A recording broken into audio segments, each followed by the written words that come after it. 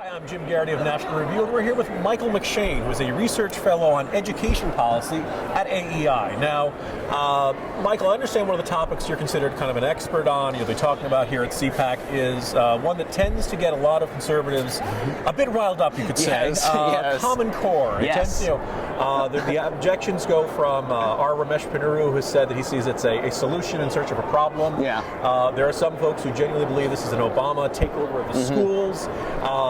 There are some people, like almost apocalyptic language in their criticism of it. So could you just kind of take us through what is Common Core, Sure. what's wrong with it, and what should conservatives really think of it? Yes, so Common Core really at its fundamental level is just a set of standards, academic standards, which are the goals that we have for our students, right? For grades K through 12. If you're a fourth grader, this is what you should know in math and English language arts. If you're a sixth grader, this is what you should know. I think where people started to get a little bit worried about it was it started as a kind of bipartisan effort by the nation's governors and the Council of Chief State School Officers, which is like their state superintendents of education. And they came together and said we should develop a common set of standards, common set of tests to measure it.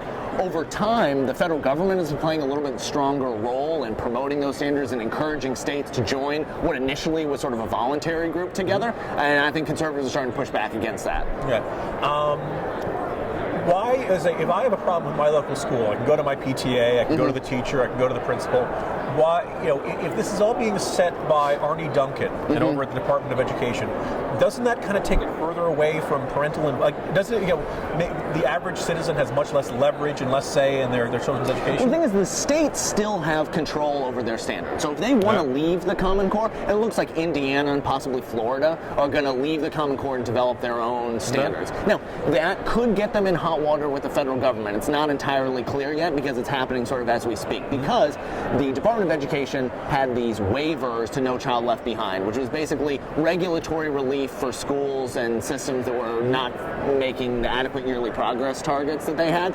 It's not clear how leaving the Common Core might affect those waivers and kind of could get them in trouble. So it remains to be seen whether that's it. If it's true, that would really validate what so many conservatives have been saying for probably well over a year and a half now, that this is really the federal government and Arne Duncan running things. Right. One of the aspects of the debate that jumps out at me is how, regardless of how you feel about Common Core, proponents tend to talk about the critics in unbelievably condescending manner. Yeah, I'm thinking about Arne Duncan when he said that it's white suburban moms who think their kids are.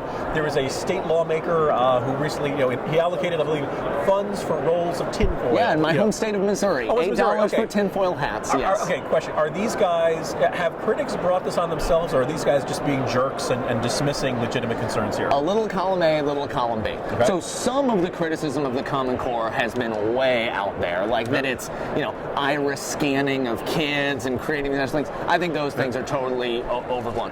I think there has been a steady drumbeat of very, very legitimate, reasonable criticism of the Common Core, and the people who propose the Common Core have been able to lump those two groups together relatively successfully and dismiss a lot of very legitimate concerns by sort of condescending to all of them. Okay, and to kind of wrap up, I know Arne Duncan comes to the Obama administration as Secretary of Education after the sterling success of the Chicago public schools.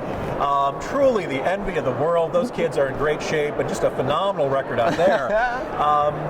So he's now been in the job more than 5 years. How would you grade Arne Duncan as Education Secretary? And is the administration getting more things right on education, or are there bright spots, or is it overall the mess skeptics think it is? No, totally. I think it's a sort of like a compared to what question. Right. Compared to my ideal Secretary of Education, I don't know. I don't think Secretary Duncan is doing necessarily that dynamite of a job.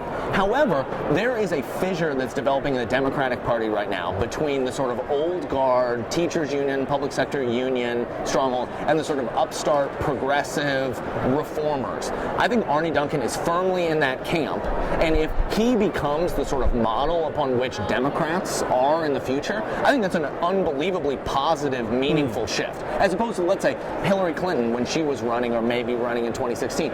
Randy Weingarten, who is the head of the AFT, used to be the head of the UFT, played a huge role in her campaign, and it appears that a Clinton administration would probably be much more aligned with teachers unions. So compared to a likely scenario in which that's the sort of Democratic Secretary of Education or leader, However, I think Arne Duncan is significantly better than that. Now, compared to who I might necessarily want to see in that position, not necessarily will, but I think they definitely deserve credit for moving their side of the aisle towards a more reform-based system.